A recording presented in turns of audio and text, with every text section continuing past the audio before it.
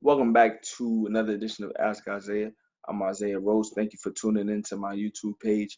We are back with the second half of the NBA season. We have 28 games left. Uh, Thanks to a brief hiatus due to the All-Star weekend, we had great games last night, including two key matchups between Philadelphia and Brooklyn and Miami and Atlanta. Those two games will really influence a couple of things down the stretch, specifically with those two teams battling for that 4 or 5 seed in the East. But we're going to break down the final 2 months and some key playoff positions for teams out East and out West. We're going to start with Philadelphia coming up with a huge win against Brooklyn at home. Philadelphia has the best home record in the NBA, but they dealt with a number of injuries this season and some inconsistencies due to chemistry issues between Al Horford, Joel Embiid, and Ben Simmons. So they've been battling that and trying to figure out the most cohesive unit on the floor. With that said, though, you have Brooklyn, who just announced that Kyrie Irving will be done for the season. He re-aggravated his shoulder injury over the break, and that forced him to have to get surgery, and he's going to be done for the year. With that said, though, Brooklyn came out ready to fight. It didn't look that way the initial first couple of minutes of that first quarter. Philadelphia went up 20-4, and it looked like they were going to run Brooklyn out of the building. But basketball is a game of runs, and Brooklyn responded in kind with a 44-6 run that brought out the Bluebirds in Philadelphia, and it really challenged Philadelphia's mental makeup down the stretch of this game. But they got it to within 10 at halftime, and they really turned it on in the second half on the shoulders of Joel Embiid, who had a spectacular performance with 39 points, 14 rebounds, and some huge defensive plays down the stretch to really challenge Spencer Dinwiddie, who while he did score over 20 points last night, he didn't shoot efficiently, and a lot of that had to do with just trying to carry the offensive load.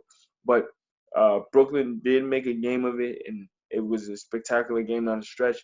Alec Burks really came into his own last night. His first real breakout game with Philadelphia, hit some huge shots down the stretch and some key free throws to really open up the lead there in overtime. So Alec Burks providing that bench scoring really helped Philadelphia with Ben Simmons sitting out last night due to back tightness. Now, that win was very important for Philadelphia because Miami lost to Atlanta, who got an outstanding transcendent performance from Trae Young. He scored 50 points against a Miami team who has been well known for their defense this season. 50 points from Trae Young. He had 8 3-point shots, 20 points scored in the fourth quarter to really steal that game. They won that particular game 129-124. I mentioned Trae Young's outstanding performance leading to Miami's loss. Now, Miami is only a half game ahead of Philadelphia. Now, Philadelphia is in that fifth seed. Miami's in the 4, and Boston is in the 3rd. Now, those three teams jockeying for position, Boston has the toughest schedule of the three, while Philadelphia has the weakest schedule of the three over the next 28 games. Now, when I think about Boston will play 7 of their next 9 games against Western Conference teams, 2 against the Bucks, 2 against Miami, and 2 against the Pacers over the next 28 games. And their team's winning percentage of the next 28 is a 51% winning percentage. So they're gonna have to really fight over the next 28 games to really maintain where they are. I mentioned Philadelphia's schedule. Philadelphia has the weakest schedule of the three teams jockeying for that 3 seed. And when you look at what Philadelphia has to deal with, 8 of the teams they play with that they play against over the next 28 have winning records. They play the Bucks on Saturday, the Clippers March 1st, and the Lakers on March 3rd. So that already knocks down 3 key games against teams over 500. And then you go to mid-March where they play Toronto at home, Houston at home on March 31st, and you play the Bucks on April 7th. So that's 6 teams already with teams over 500, and the rest are against teams under 500. Philadelphia has the best home record in the NBA at 26-2. So I think so far, despite the inconsistencies with Philadelphia, knowing the talent level that they do possess, and that they have the best home record in the NBA, it should bode well for them down the stretch. and they could potentially get back to that 3 seed. But if not, they should still home court advantage from Miami, at least for the first round. No team wants to play Milwaukee. Um, Obviously, Milwaukee is going to be a runaway for the number 1 seed in the East, and they could potentially be the best team in the league record-wise. But you don't want to face Giannis in the second round. You want to try to set that up for the Eastern Conference Finals and put yourself in position for the finals. We'll see how Philadelphia is able to battle that down the stretch. Let's see if Ben Simmons can get back into the flow. They've made some changes to their lineup as well. Al Horford's been coming off the bench over the last couple of games. So we'll see what happens chemistry-wise. It has helped the team somewhat with Al coming off the bench. Last night he didn't have the best game, but I think due to him just providing some punch shooting-wise and just being a playmaker coming off the bench, that should help, but we'll see. In terms of what I mentioned the Celtics. For Miami, they have 22 of their final 28 games against the East. 11 of the 13 games coming out of the All-Star break that they'll face, that'll be against teams under 500. So that should help them, especially having a young team that they do have. But for Miami, they've been dealing with a number of injuries, specifically to Tyler Hero. He's been dealing with a foot injury for an extended period of time. And we don't have his shooting prowess to help Duncan Robinson and to help Bam Adebayo from a playmaking standpoint. It should provide some challenges, but due to the fact that Miami will have easier competition down the stretch, that should help them. Another key thing we have to look out for too is the Raptors. While they do have the second seed in the East, they have 3 more games against the Bucks, a 3-game homestand that will include the Celtics, the Nuggets, and the Lakers. And from March 18th to April 1st, they will face 9 of 10 opponents with teams with above 500 records. So Toronto, while they are in the second seed right now, they'll have to make sure they maintain and sustain what they've built, and much kudos to them because they've had to deal with a number of injuries throughout this first half of the season, and they've been able to sustain it. But this second half will challenge them again, and with Boston on their heels, and I mentioned Philadelphia having an easy schedule down the stretch, they'll have to make sure that they get a number of wins just to secure that second seed. Now that's the East. I mentioned the top tier part of the East. If we go to the West, the entire conference will be battling for position and jockeying for position. One of the key matchups coming down the stretch will be between Memphis and New Orleans. Now, while Memphis does have a substantial number of games ahead of Portland, San Antonio, and New Orleans, they have the toughest schedule down the stretch. And they had a tough game last night against Sacramento in which they lost. You had a breakout performance this season from Harrison Barnes. He had a career-high 7 3-point shots last night, and the Kings were able to defeat the Grizzlies 129-125. Now, I mentioned the Grizzlies having the toughest schedule down the stretch. A lot of that being the young team that they are, 28 games left. They only have 12 home games. 16 of those are on the road. And the opponent's winning percentage that they'll face is 55%. The Grizzlies, 16 of those 28 games will be on the road, and 16 of those games will be against teams over 500. 2 of those games will be against the Lakers, the Raptors, Houston, Dallas, and OKC. So it's going to challenge this young team. Obviously, they've been led by Rookie of the Year front-runner Ja Morant and second-year man Jaren Jackson Jr. Also, Dillon Brooks has been coming into his own as well. But when you have these experienced teams coming up against this team, that initial first wave of energy in the first half will probably wear off, and they're going to have to focus on execution and getting key performances down the stretch from Ja to really seal some of these tough wins. Now, for New Orleans, they're going to have the easiest schedule down the stretch of any team in the league. Zion Williamson coming back in the fashion that he's come back over the last 10 games, he's really solidified himself as a premier player already. Health withstanding, New Orleans should be in a comfortable position to try to make a run for that 8th seed. And I think if they do find their way into the playoffs, despite Zion not playing as many games as Ja. There's a 38-game difference so far. If he's able to sneak them into the playoffs, he should be in the deep discussion for Rookie of the Year, just considering what they're gonna have to overcome. They have 27 games left, 13 of those at home, 14 on the road. But the winning percentage of the teams that they're gonna go against is 44%. So with that said, they're gonna have some leeway to really get into a groove. You have a key matchup tonight against Memphis, so that's gonna really influence how this playoff matchup is established down the stretch. Fighting for that eighth seed, New Orleans beat Memphis a couple of weeks ago, blew them out the water, but that was at home. So let's see how this particular matchup is gonna unfold tonight. We mentioned Portland.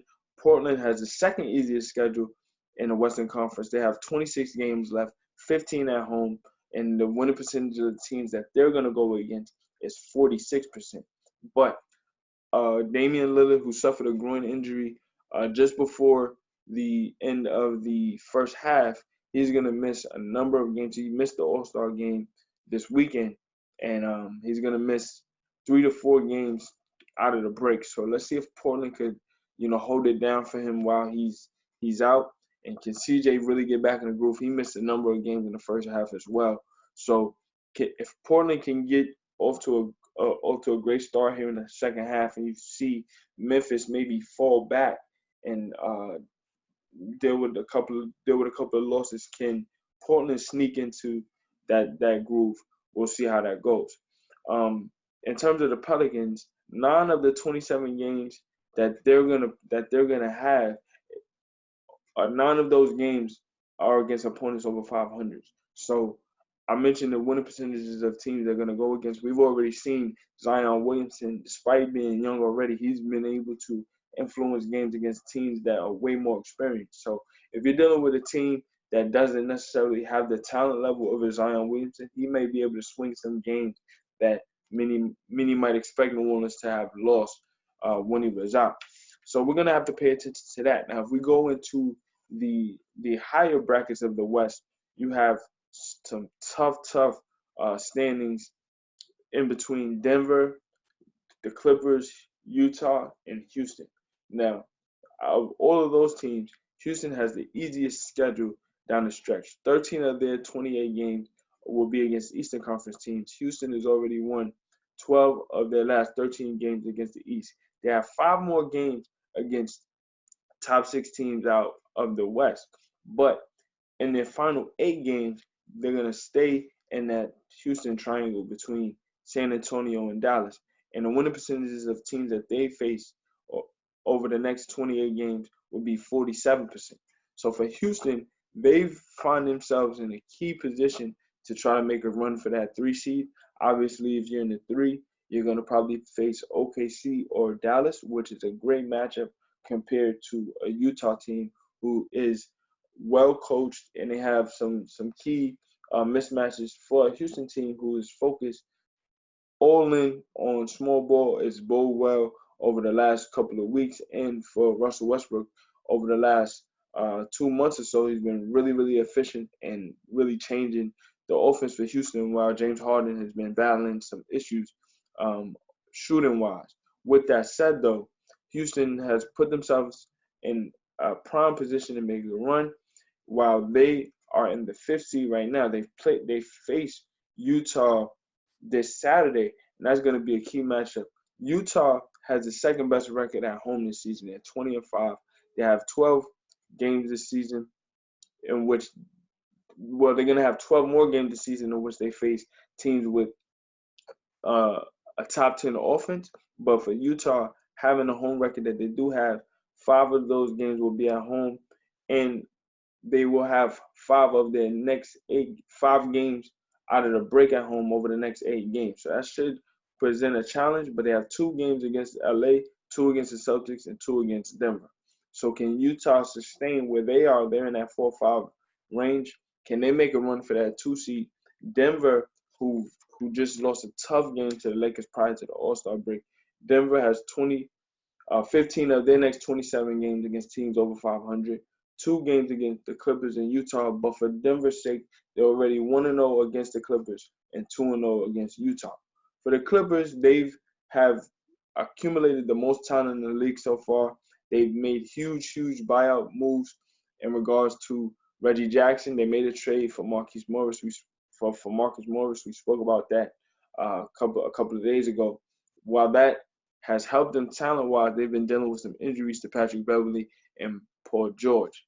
Now, they've also been low managing Kawhi Leonard, so we have to pay attention to that. They have 3 more back-to-backs left, and that's not including a postponed matchup for the Los Angeles Lakers due to the tragic loss of Kobe Bryant. So they're going to have to reschedule that game as well. When we have 3 back-to-backs left, that provides some rest for the Clippers to really manage Kawhi Leonard and Paul George. If he's able to get healthy, the toughest stretch for the Clippers will be from February 28th to March 8th, in which they'll face the Nuggets, the Lakers, OKC, Philly, and Houston.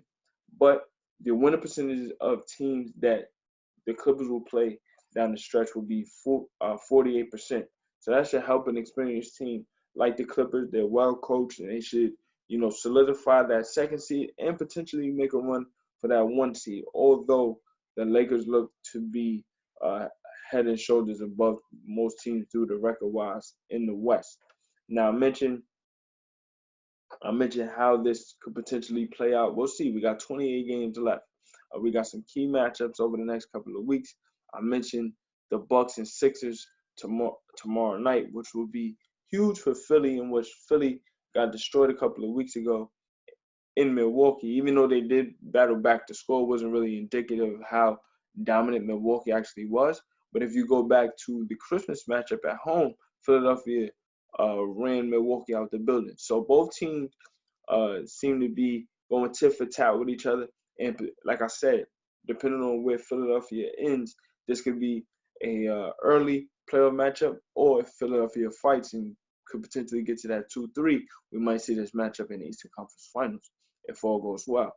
So we're going to have to pay attention to all those things. I want to thank you guys for tuning in, and we're going to have much more playoff coverage. We're going to have much more playoff seedings and any breakout individual performances as well. We're going to break them down and get into all those things over the next 28 games. Also, before I end this, I want to emphasize that the buyout market will really start to pick up over the next couple of weeks as well. The deadline for that should be around March 10th, so teams should really start to, iron out some kinks and get anybody in their rotations for the next couple of weeks as well. So pay attention to the buyout market as well. I mentioned Reggie Jackson going to the Clippers. Houston made some key buyout moves as well, picking up DeMarre Carroll and Jeff Green. Jeff Green is a former teammate of Russell Westbrook and James Harden in Oklahoma City. He didn't play with this version of Russell Westbrook and James Harden, but that level of familiarity should help them. And his size being 6'9" and his wingspan should, provide a little bit of size while still buying into their small ball lineups. Pay attention to the buyout market. We're going to break down everything going forward over the next 2 months, 28 games, so stay tuned. Thank you guys for tuning in once again. I'm Isaiah Rose. This is Ask Isaiah. Leave a comment, leave a like, positive, negative comment. Leave it all so I can learn from it and we'll get better. Thank you.